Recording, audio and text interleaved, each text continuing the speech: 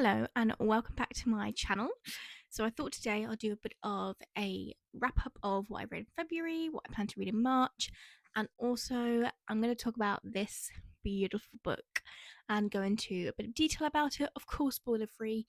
But yeah, so you kind of get a hint of what's coming up. Okay, so in February I read 4 books, but actually I finished this one, Night in the Moth, literally 1st of March, so I'm going to kind of include it in my February wrap up. The first book I finished was Lady Macbeth by Ava Reid, I do believe, and it was okay. Like, it wasn't the best book in the world. Would I recommend it? No. But if you wanted to read it, would I say don't read it? It's awful? No, I wouldn't. I'd say fair enough, read it. It wasn't great, but it wasn't the worst. I enjoyed the writing. Like, there's nothing specific I have to complain about it. It was a good book. It just wasn't amazing. I had the Fairy Loot special edition of it, but as you can see by me not holding it, I sold it because I didn't need it. I only try and keep books on my shelves that I've read that I would either recommend or reread, and it didn't come under those categories, so it had to go. Especially as it was a special edition, like the special editions I have that I've read are ones that I absolutely love and want to keep and adore. A lot of them I haven't actually got around to yet, though. But that's my mission is to try and get to these special edition books. So the ones I have on my shelf are the ones that are special to me. So that was where I started. And you know what? Like I said, it wasn't bad, wasn't great, but we move on. The next book I read was a 5-star for me, and it was just everything I love in a book. It is this, The Night is Defying, and wow, I adored this. So this is book 2. Book 1 is The Stars Are Dying. It's called the Nightfall series. Wow. So I was sent this by the Tandem Collective, and this was brilliant. Like, I will be running for book 3 in December. I might have already emailed the publishers about an arc, crossing my fingers. But honestly, this book, like, everything. So in this world, you have humans, vampires, fae, and celestials, which is a lot, but it works because just wow.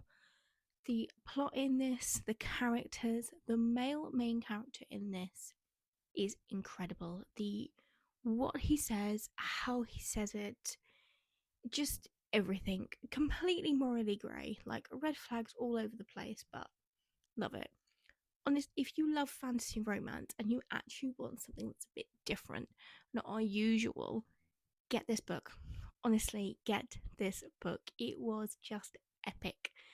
I still think about it now, and I finished this, what, 3-4 weeks ago now? Still thinking about it now. Like, it was just brilliant. Absolutely incredible. I did find book 1 slow at the start, like, I'll be honest. I did struggle with the first 30% of this, and then I flew through it because the FMC in this, she wakes up and she doesn't have her memory, so you're with her, so you don't know what's going on because she doesn't know what's going on. But that develops over time, and then you do, and then it just all falls into place. And wow, new favorite series so far. This has been my read of 2025. We'll see if anything can beat it, but so far this was amazing. My next book was this one, The Mortal Queen, another arc. I've been very, very lucky with arcs recently. Like, I've got 3 physical arcs that I can't believe I got. This is one of them. This came out on Valentine's Day and it was brilliant. So this is Mortal Queen. Now, this was indie published, and it has now been trad published. So I think it was called Ailing something when it was indie, but it's now called The Mortal Queen. And this is, I'm going to say this and you're going to roll your eyes and be like, I've heard this before, Gemma. It's a mortal girl who gets taken away and has to marry the Fae King. Like, we've all read that. I get it. I know we have. However, this is good. Trust me, this is good. It gave me Cruel Prince vibes with the way this world was described and the creatures described and the creatures' features and the castle and just everything. That was beautiful. What I also really liked in this is the FMC's plot and storyline. Yes, of course, is affected by going to see Fae King and being trapped with him, married to him, of course. But actually, what happens to her in this would have happened to her in her world. It just so happens that it's happening while she's with the Fae King. And I quite like the fact that she's actually got her own complete storyline, plot, and everything. That I really enjoyed, and that was really refreshing. It's not just, oh, I'm with him, he's really grumpy, oh, he's looking at me, and now we fall in love. No, it's not that. This is different. So if you love that Fae whimsical world like the Cruel Prince, this isn't spicy at all. Apparently book two is high on my TBR because this was brilliant. Book two is already out as well. So no spice in this. Apparently there is in the second book, which I'm here for. My next book that I read was a book club pick, which I was very excited for. I'm very glad because I'm gonna try and read all my special editions I have. It is A Language of Dragons. I gave this 4.5. I really enjoyed this. So this is about a girl. She ends up being recruited to Bletchley Park. It's historical, set in wartime, 1920s, but in this world, it's dragons. So you have dragons are part of the world and they are part of the war too. And she gets sent to Bletchley Park to uncover dragon code. That's all I can say about that without spoiling anything. Yes, there is romance in there, but it's a subplot, which I quite like. Actually, I feel like that works. And it gave me Divine Rivals completely because of the historical element to it, the wartime element to it, the fact there was romance, but that's not the main plot line at all. So, yes, quite enjoyed this. The only reason it dropped half a star for me was I did find the middle a bit slow. I found it goes really fast. Like, as soon as you start reading this, it's bam, events, things are happening. It's very, very well explained. And then it kind of lulled a bit in the middle, I felt, for me, once they got to Bletchley. But it recovered very, very well. It does leave you on a bit of a cliffhanger. I'm keeping this special edition. I will be getting the next one. Yes, very, very, very much enjoyed this book. So now it is time for the book that you probably want me to talk about. This absolute masterpiece. This is The Knight and the Moth by Rachel Gillig. And yes, I tabbed it. I got to page 100 and was like, I should have tabbed this. And then I was like, I'm going to tab it. So I went back and tabbed it and carried on.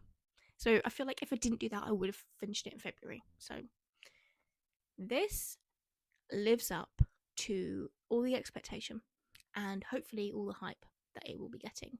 This is Rachel Gillig. This is gothic.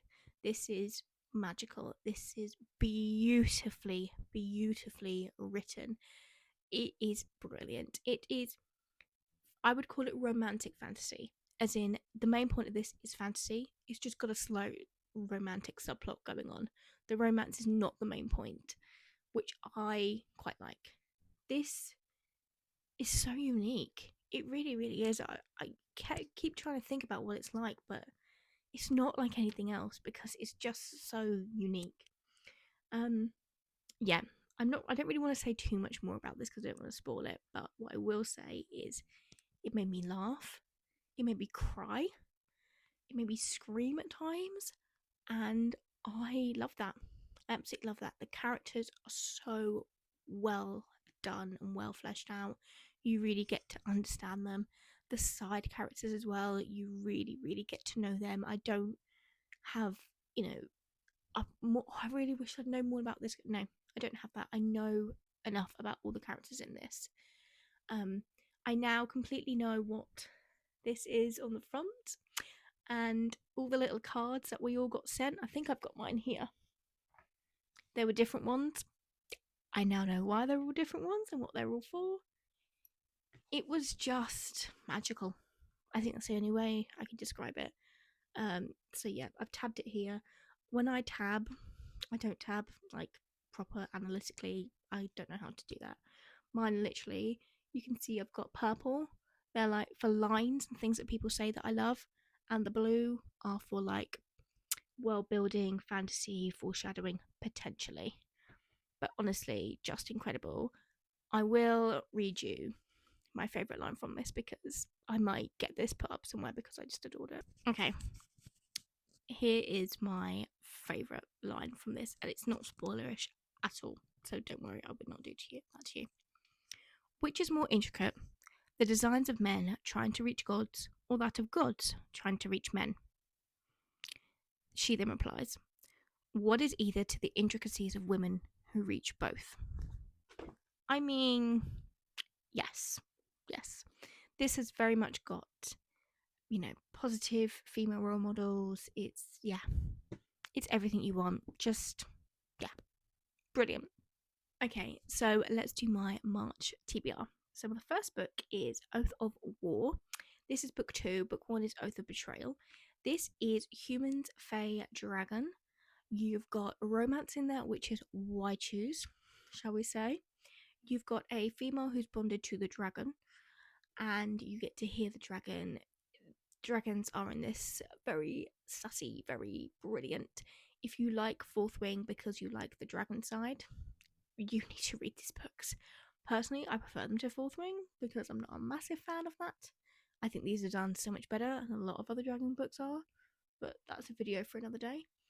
But yeah, really enjoy these. I can't wait to get into this. It's an indie author. They're lovely. I love supporting indie authors. So if you like dragon books, Oath of Betrayal, then Oath of War, you won't regret it. Sticking with the dragon theme, I have then got this beautiful arc of Fate Forged in Fire. This has now been on my shelf for a little bit. It keeps looking at me, and I'm like, I will read you. I didn't want to read it because when I got this, I was in Onyx Storm, and I was like, I don't want to go dragon to dragon. Like, that's too much dragon. And then this one, I was sent by these authors, and they're indie, and it's been released, and I want to read this to really push it while it's the whole release buzz. And this isn't out till May, so I was like, well, read that first, and then I'm going to go into this. I can't wait to read this. The more I hear about this book, the more excited I am. The author, her TikTok is fantastic. Apparently, this is matriarchal in here. You've got Scottish vibes going on as well. I can't wait. I've seen some incredible reviews, so very much looking forward to this. The next book I want to read is this one. It's a stunning, like that is gorgeous, Fairy Loot edition. It is A Feather So Black. One, I want to read this. Yes, it's gorgeous. 2, it sounds good. 3, I've seen good reviews. But 4, book 2 is being released this month, and Fairy Loot are doing an edition. So I want to read it because I need to know, do I need to get book 2 on order for Fairy Loot or not? So that's why I need to get to this. And also, like I said, I'm trying to read through all my special editions. So hopefully this can be another one I can tick off the list of being read, which then will probably mean I have to order book 2. But it just, this cover, like, it's just absolutely stunning. So hopefully that'll be a good one. Next one is, I don't know actually which one to do first. So I have been very lucky, and on my Kindle I have got a hold in my hand, The Irresistible Urge to Fall for Your Enemy, and I have Rose in Chains. I don't know how I've managed this. I have managed to get them both. Kindle, not physical, but I don't care. I've still got them. I don't know how I'm going to pick which one to read first. I have not read the Dramione fanfics of them. Part of me wishes I had, but part of me was like, I just need to get into them now, so I won't. But I can't wait to read these. I've heard such good things. And another book I want to get around to this month. I mean, I probably won't get through all these. I'm not a big, I love reading, don't get me wrong, but I just don't seem to get through books quickly for some reason. I don't know why. So I probably won't get through all these, but I try. Is Our Infinite Fates by Laura Stephen. I've read Silvercloak, which isn't related to this at all. It's another one of her books, which is coming out in July, and that was brilliant. So I'm very much looking forward to reading this because I loved her writing in that one. This just sounds like it's going to absolutely rip my heart out and stamp on it. But I'm so here for it. This one, it says here, They have loved each other in 1,000 lifetimes. They've killed each other in every one. Like, wow. So they meet each other in every single lifetime, but end up killing each other. Like, it just sounds so beautiful. Absolutely beautiful.